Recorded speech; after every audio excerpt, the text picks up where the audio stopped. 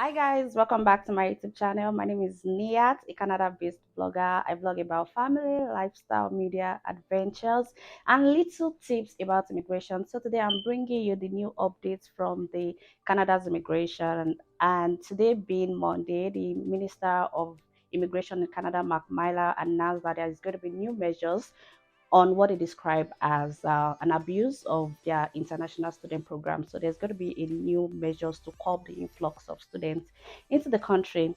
The minister announced that this was necessary because of the activities of some schools where they are bringing in a significant number of students that they can't cater for, and this is having issues on their housing, on their health, and I think inflation generally. So the minister announced this morning that it's going to be a drastic measures to be taken on the number of students that will be coming in into Canada.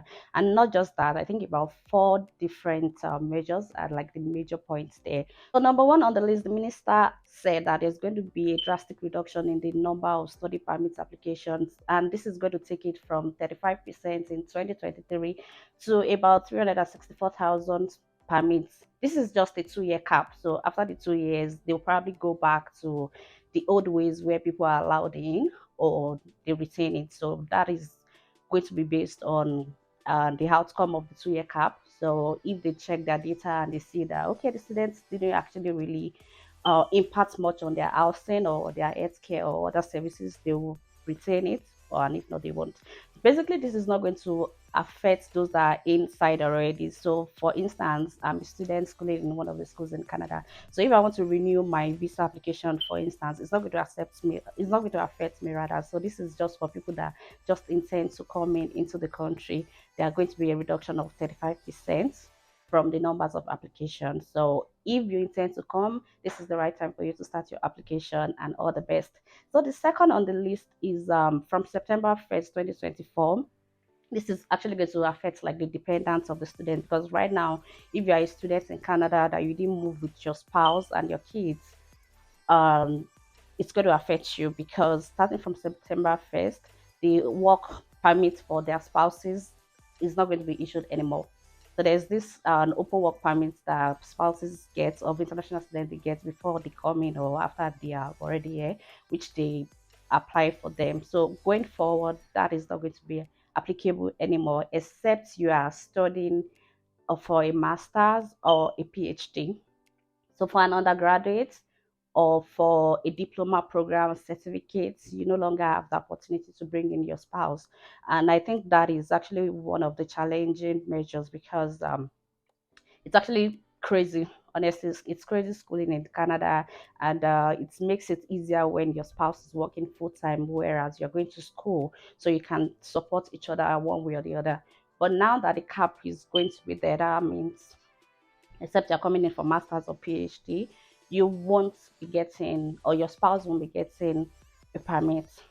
So the third on the list, which I think this might want to delay it some kind of way. I don't know. I don't know how fast their system is, or how the provinces are able to get that done. So starting from this year as well, each province will have to send a letter to IRCC before your application is being accepted. So because they are trying to like make a check balance between the federal level and the province level, you don't want a situation where there are so many in the provinces where they can't cater for. This is what ISS is even more bothered about, because you are bringing in people, but you don't have the capacity to take care of them, like to give them the support that they need. So now each province will have to send a letter to accompany your application to them, like, okay, we are able to divide them into this main, or our population can contain a B or C or however number. So they need that, so that province, a letter from each province to go with your application. So I really don't know how they are going to do that, how fast that will be.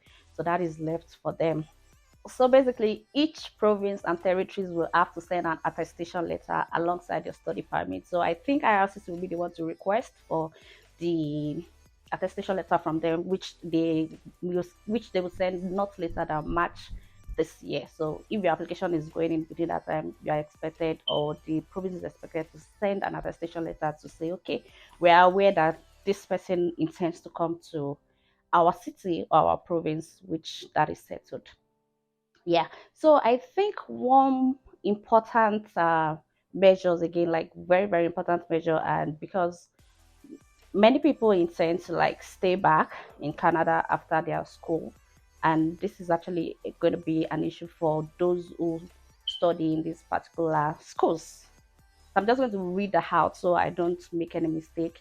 So it says that there are no more postgraduate work permits for students who graduate from private career colleges operating under public college private partnership. Yeah. So that's just what I'm trying to read now because I've been seeing different comments on, oh, explain this number four to me, like DMs, explain number four, explain number four, explain number four. So what they are basically saying for that number four is it's more like an affiliate, just like we also have in our home countries where some people are operating under another school's license. So this is basically a private school operating under the license of a public institution. So henceforth, from September, I think also September 1st, 2024, students who attend these schools will not be eligible for a postgraduate work permit. So that means after you're done in your school, you're automatically going back to your home country. So it's not a choice between saying, oh, I'm the one who does not want to stay. Automatically, you're going. So if you are an intending student, I would just implore you to like make your research, check on the schools, ensure that your school is a standalone public school, accredited schools that has DLI for you to like apply for your postgraduate work permit. So don't get yourself stuck on that. Oh, I'm attending a private school here, but their license or whatever with the public school. So IRC said, henceforth, that is not going to work anymore. So these are just the four major measures, and according to them, said we should always keep our tabs and also always check their portal to see if there are new rules because there's going to be changes like in the coming months. So I hope this helps. And if you have any question that you still want to like find out, you can drop it in the comment section. I'll definitely give you a response to that. So I wish you all the best. I also wish myself all the best because every day new policies keep coming up. Like you don't even know what is next. So I just hope we're all able to like make something out of all of this changes that keeps coming from IRCC. So this is where I end the video. Don't forget to like, share this video, especially for those that want to come to Canada. Please share with them, share the video with them. And thank you guys for always coming back to my channel to like get information that you need. And this is where I draw the curtain. Let's read more on IRCC. So the major one, let me just do a recap. There's going to be a 2-year cap on international students coming into Canada. So that's like 35% to 346,000. Yeah. And there's not going to be open work permits for spouses of those that are not master students or PhD students. Then three, each provinces and territories to send in an attestation letter alongside your application.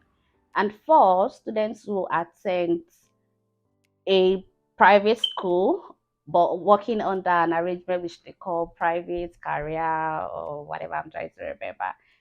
Private career colleges, yeah, operating under public college private partnership. So moving forward, there's not going to be any postgraduate work permit for those who attend those institutions. So I'll probably make a research to find out the names of such institutions and make another video on that just to guide you people on not making the mistake while applying for your application. See you in Canada, guys, like I've always said. Bye for now. Don't forget to subscribe to my YouTube channel and put on your notification on to get more updates. Bye. I think sometimes last year too, IRCC introduced where every school would have to issue wahala issue Yoruba. Okay, my mic is still working. Oh my